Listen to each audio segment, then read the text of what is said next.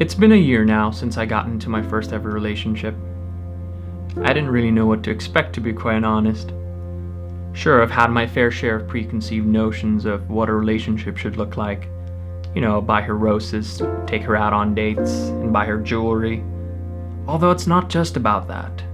Don't get me wrong, I've done that too. But what I've learned so far is that desaturated colors fade away after some time and feelings aren't the same. But that doesn't mean it's the end. No, not the end of anything for that matter. It's simply a transition.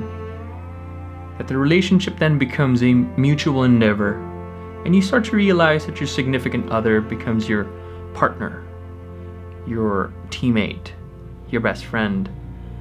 The power differential disappears because you both start to compromise.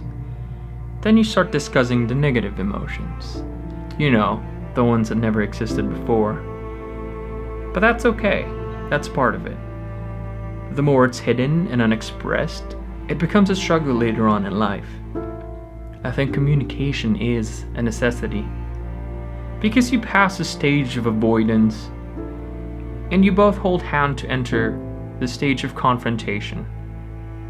Confrontation of the future, of emotions, of conflict, of everything else life has to offer. But doing so in the arms of another.